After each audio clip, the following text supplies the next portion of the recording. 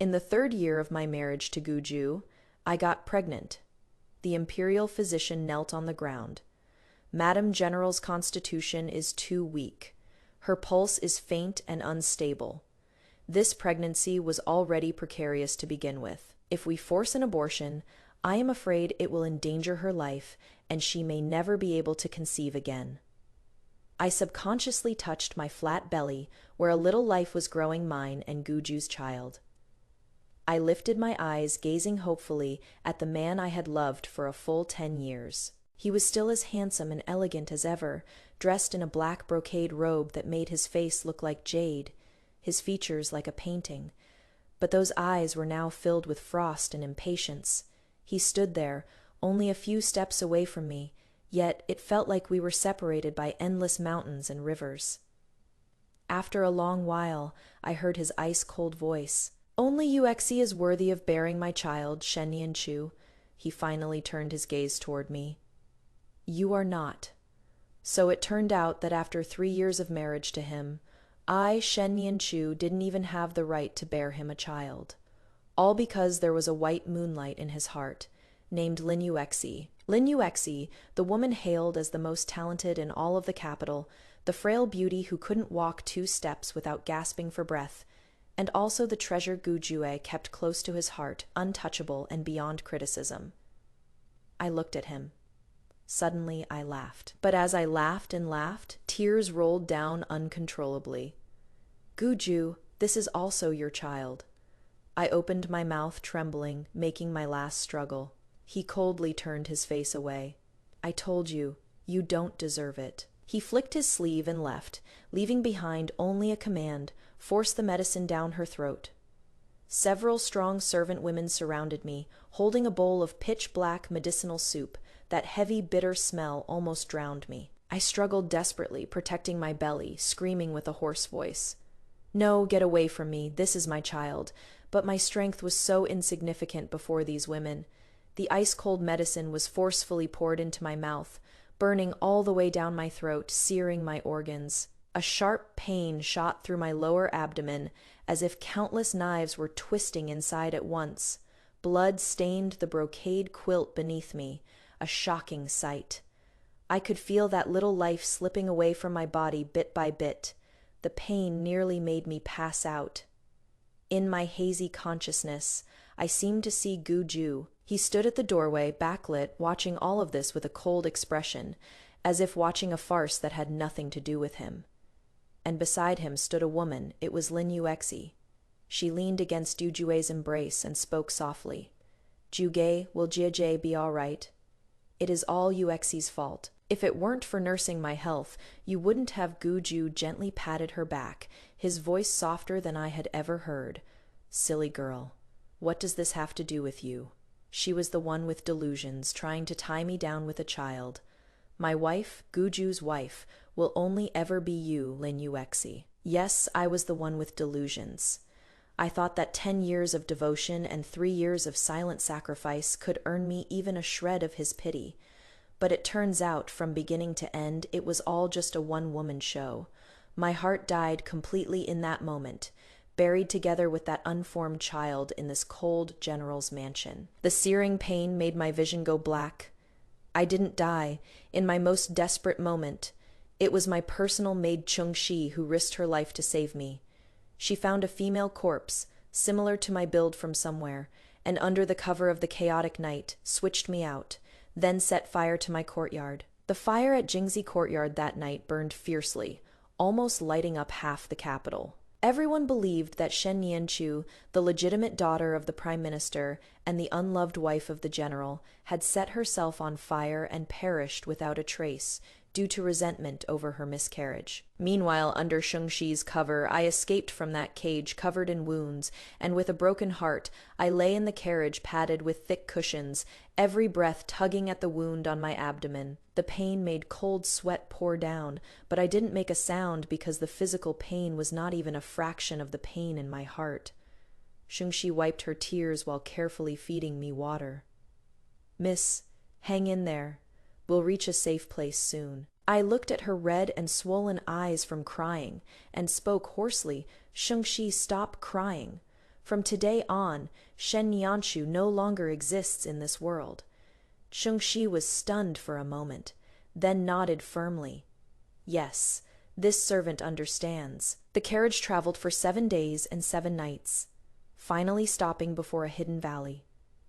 This was the last refuge my mother left for me. Mother was not from the capital, but came from a secluded Medicine King Valley. Back then, Mother resolutely gave up her status as the Valley Master's heir to follow father and came to the capital. She had long anticipated that with my father's cowardly nature, he couldn't protect me in the complex court disputes. So before she passed away, she gave me the token of Medicine King Valley. She told me, if one day I could no longer stay in the capital, come here, this is my real home. I took the token and smoothly entered the Medicine King Valley. When the elders in the valley saw me, they all shed tears of joy the young miss has returned. During my days in the Medicine King Valley, I lived with unprecedented peace. I threw away those flashy but impractical dresses and changed into neat, agile attire. I devoted all my time and energy to studying medicine and poison arts. The medical books and classics left by my mother were as vast as the sea. The miscarriage had hollowed out my body. The elders in the valley used all kinds of precious treasures to pull me back from death's door. But my body, in the end, was left with lingering ailments. I became sensitive to cold and could never bear children again. Whenever cold nights fell, the bone-deep chill constantly reminded me of what I had once lost. I began researching various poisons, those colorless, odorless, deadly toxins that could lead one to death unknowingly became my closest companions. I became less and less like my former self. My eyes were no longer clear, and my hands no longer held needles and thread, but silver needles stained with the juice of various poisonous herbs.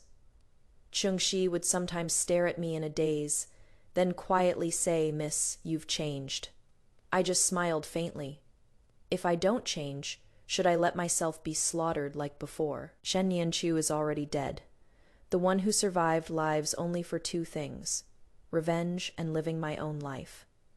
3 years later, I became the new Valley Master of Medicine King Valley. With one hand's medical skills, I could bring the dead back to life.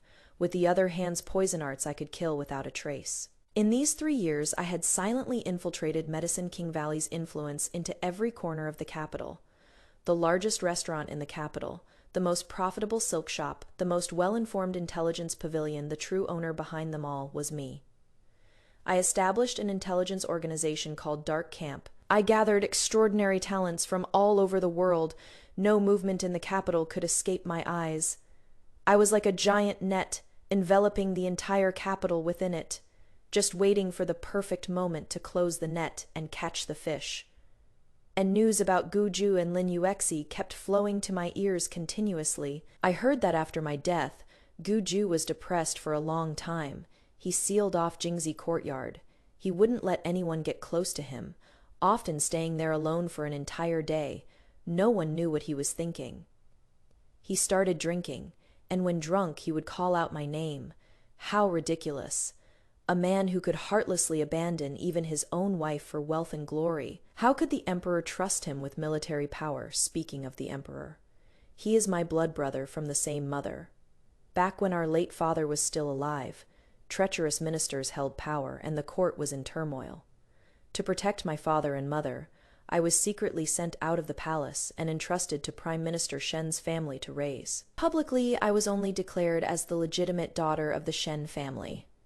No one knew about this except for my imperial brother and the Shen parents, including Gu Jue. This is also why back then, a military general with no background like him could gain Prime Minister Shen's favor and have his only legitimate daughter married to him. It was all a path my imperial brother paved for me behind the scenes. Me imperial brother thought the husband he had carefully chosen for me would protect me for a lifetime, but he never expected that this man would personally push me into hell.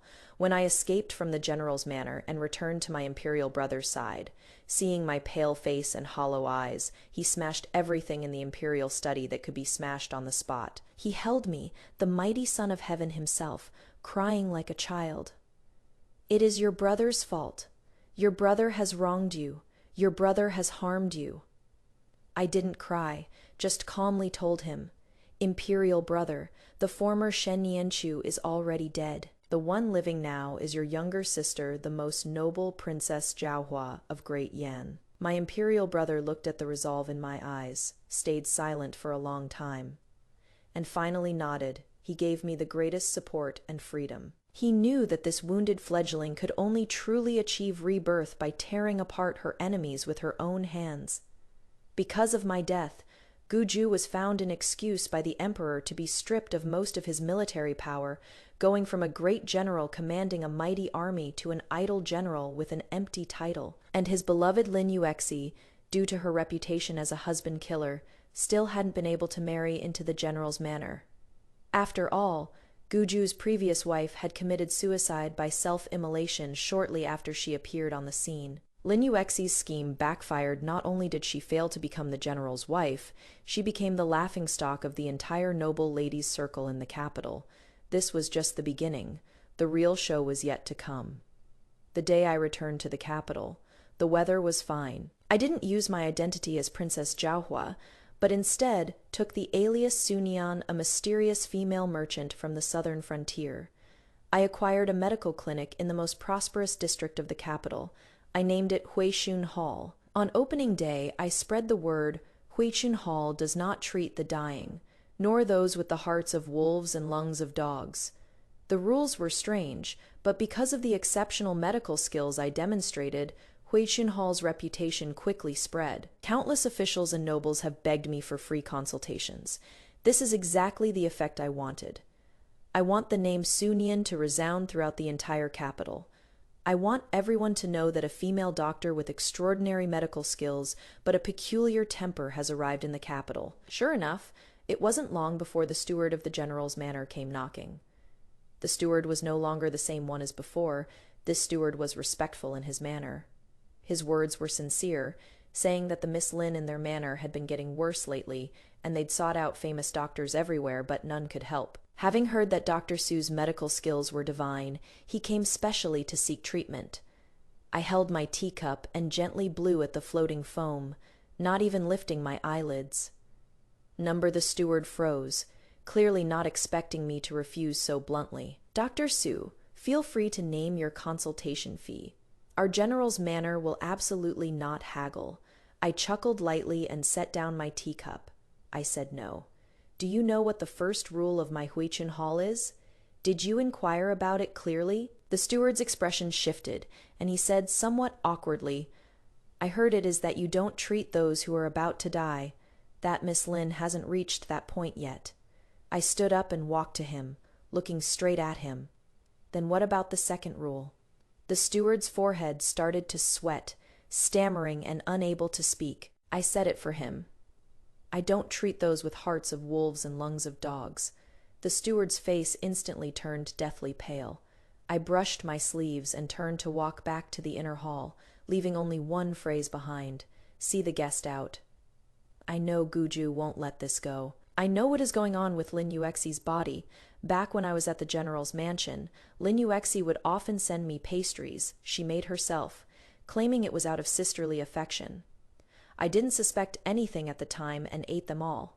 Thinking back now, those pastries clearly had a slow-acting poison called cold water stone in them. This poison is colorless and tasteless, showing no reaction in the short term, but over time it slowly erodes the body, making one weak, sensitive to cold, and difficult to conceive. When I had my miscarriage, my constitution was cold and weak. That was all thanks to this cold water stone. And Lin Yuexi, in order to maintain her frail beauty image in front of Guju, also gave herself small doses of cold water stone. But what she didn't expect was that once this poison enters the body, trying to completely remove it is nearly impossible. Now 3 years have passed, and the toxins in her body have accumulated deeper and deeper. She truly brought this upon herself. Sure enough, the next day, Guju came in person. There was a lingering pallor between his brows. When he saw me, his whole body froze in place. His pupils suddenly contracted, his lips trembling slightly, as if he had seen something unbelievable. With his hoarse voice, he tentatively called out this name. I sneered inwardly, but my expression remained calm. I had changed my appearance, looking about 70% similar to the former Shen Nianchu, but with a completely different aura. Shen Nianchu was gentle and docile, while Sunian was cold and thorny. I furrowed my brows slightly, looking at him with feigned confusion. General, you've mistaken me for someone else. My name is Sunian. Guju stared fixedly at my face, the shock and doubt in his eyes nearly overflowing. No, you are her. He stepped forward, trying to grab my hand. I sidestepped to avoid him, my expression turning cold. General, please show some restraint. I told you, I am not the person you are looking for. The servant stepped forward at the right moment, blocking him in front of me. General, our young lady has traveled a long way and is feeling unwell. Please do not cause a commotion here. Guju's gaze lingered on my face for a long time, but reason ultimately suppressed his impulse. He took a deep breath and regained his composure. I was being presumptuous. Dr. Su, I came today to ask you to treat an old acquaintance of mine. She is very ill. I sat back down and picked up my tea. The steward from the general's manor came by yesterday. I am sure the general is aware of my rules. Gu Jue's expression darkened. Dr. Su Yuexi is not a heartless and ungrateful person. She is kind-hearted and would never harm anyone. I almost laughed out loud, kind-hearted. A woman who could poison her husband's first wife with slow-acting poison is kind-hearted. Guju, are your eyes covered with pig fat? I couldn't be bothered to argue with him and just said indifferently, whether it is or isn't, it is not for the general to decide. It is for me to decide. For those I don't want to treat, even if the heavenly king himself came, he couldn't move me. Guju's fists quietly clenched at his sides. He had probably never been refused so bluntly before, especially in front of my face that looked so similar to Shen Nianchu. He was silent for a long while, then suddenly took out something from his chest and placed it on the table. It was an exquisitely crafted white jade hairpin with a small budding prayer bead flower carved on its head. My heart trembled violently. This hairpin was a gift he gave me when I was 16 years old. I treasured it like a precious gem, wearing it every day until I was forced to drink that bowl of abortion medicine. After that, I buried this hairpin along with all my love for him together in that great fire, and he had actually kept it. Dr. Su, I know you are not her. Guju's voice carried a barely perceptible hoarseness. But you really look like her. This hairpin was her favorite possession when she was alive.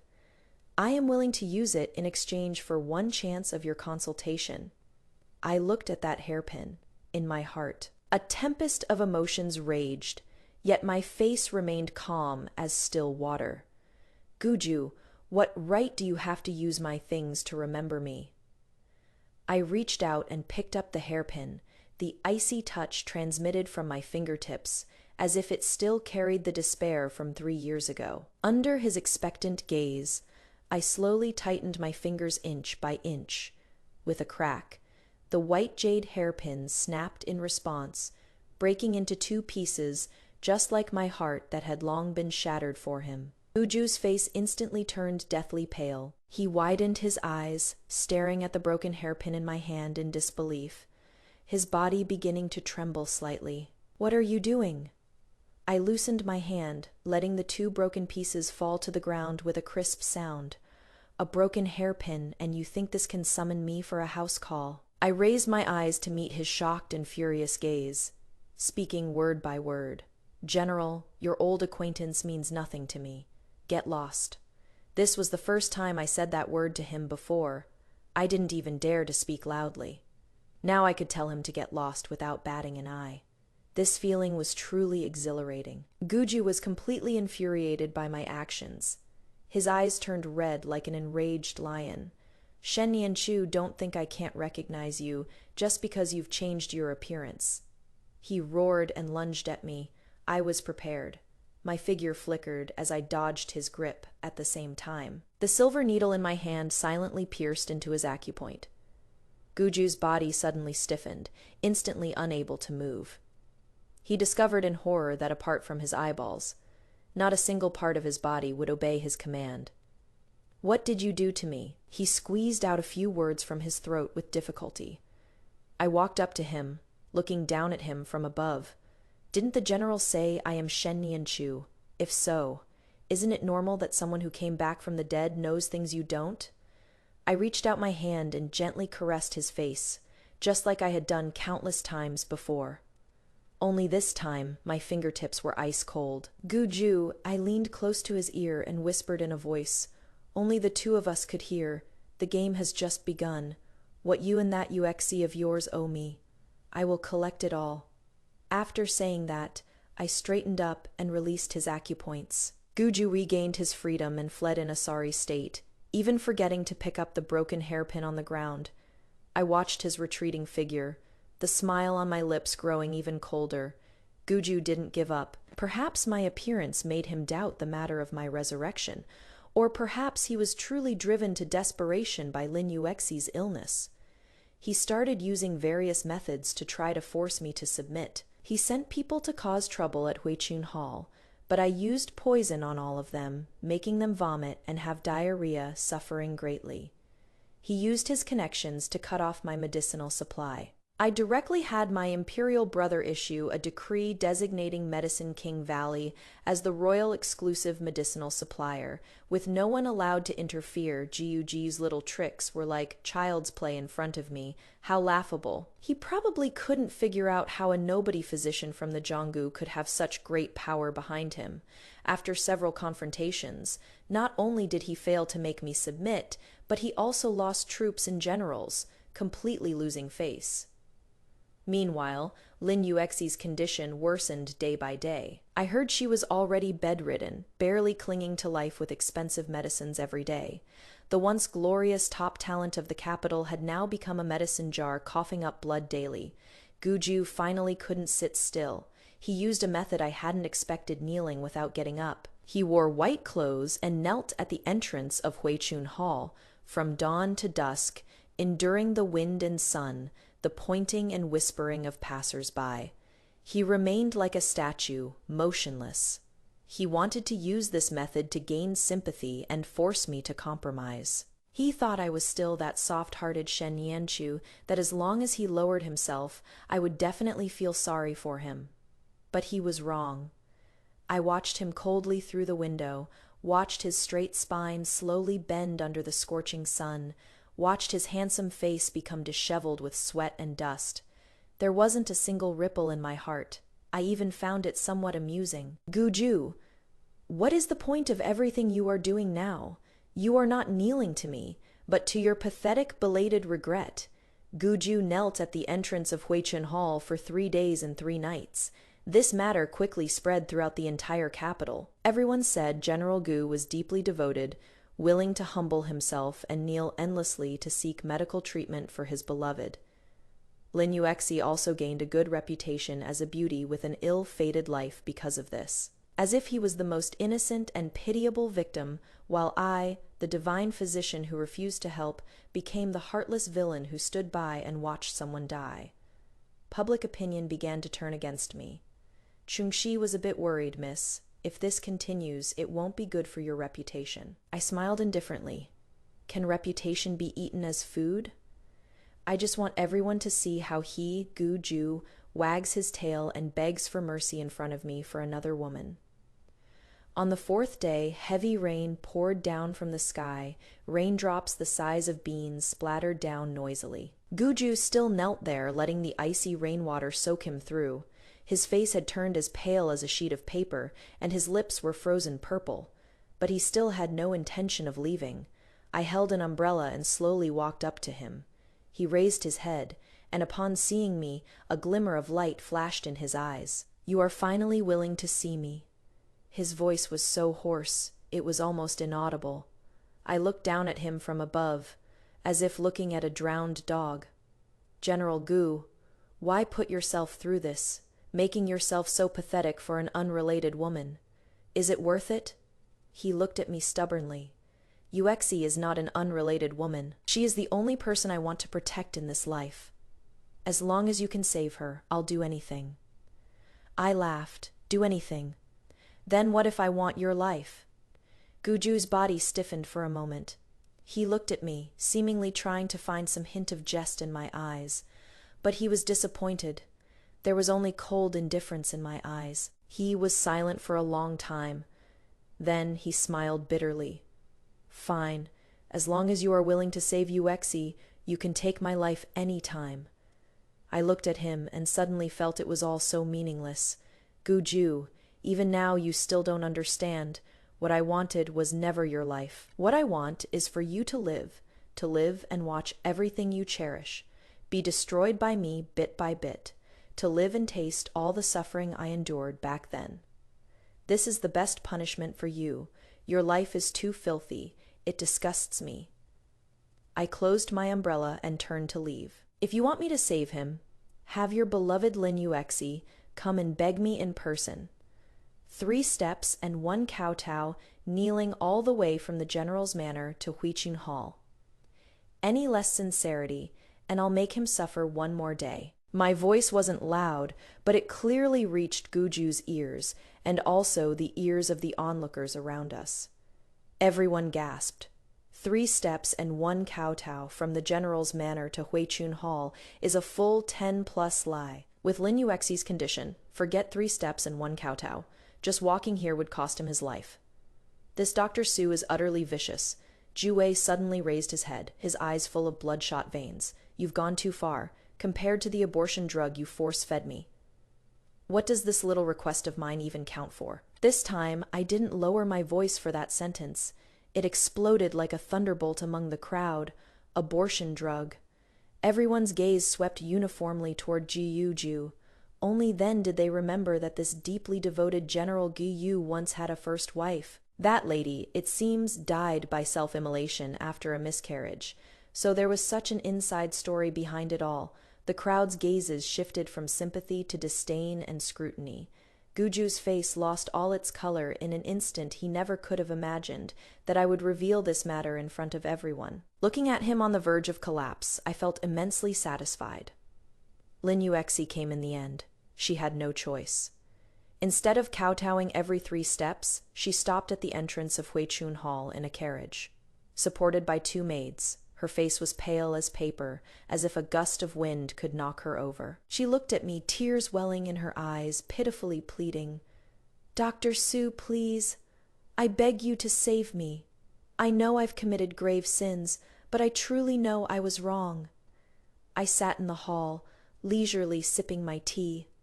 "Oh, and what sins have you committed?" Lin Yuexi's body trembled slightly as she bit her lip and said, "I shouldn't have coveted what didn't belong to me.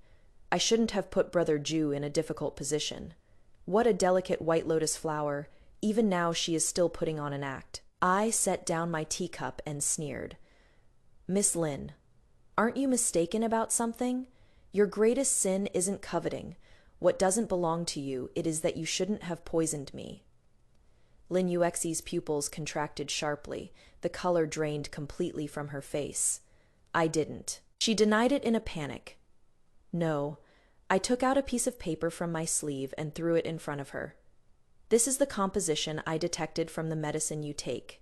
Daily Hanshui stone, a rare poison from the western regions, colorless and tasteless. Long-term consumption can cause a woman's womb to become cold and infertile, and her blood and qi to collapse.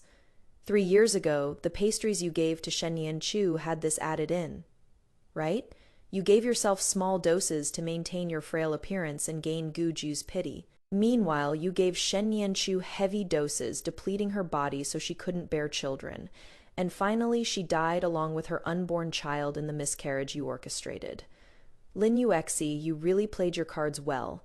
My every word struck Lin Yuexi's heart like a heavy hammer. Her body trembled like a leaf in the wind. She never imagined that these secrets she thought were flawless had been completely uncovered by me. Guju, standing behind her, was also completely stunned. The expression on his face shifted from shock to doubt, then to unbelievable pain. He walked step by step to Lin Yuexi, his voice trembling. "Yuexi, is what she said true? Did you really poison Nianchu?" Lin Yuexi panicked. She grabbed Guju's sleeve and shook her head desperately. "Brother Jue, don't believe her. She is spouting nonsense. She is trying to drive us apart. How could I ever harm my sister? I loved and respected her so much. Loved and respected, I sneered and cut her off. Loved and respected her enough to want her dead. I clapped my hands, and a middle-aged man walked in from outside the door. The moment that man saw Lin Yuexi, his eyes lit up.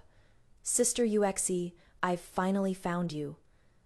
Lin Yuexi saw that man. Her face changed drastically, and she screamed, "Who are you?" "I don't know you," the man chuckled, and pulled out a stack of letters from his chest. "You don't know me. Then these love letters, you should recognize them, right? You wrote them with your own hands." Guju's gaze instantly froze on those letters. His body swayed, almost unable to stand steady. This man was Lin Yuexi's childhood sweetheart, a poor scholar who had failed the imperial exams many times. Lin Yuexi strung him along while clinging to Gu Jue.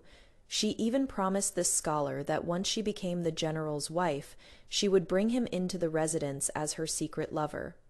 All of this was investigated by my imperial brother. I just wanted to tear off Lin Yuexi's hypocritical mask piece by piece right in front of Guju. I wanted him to see clearly what kind of person this white moonlight he had treasured and cherished for so many years really was.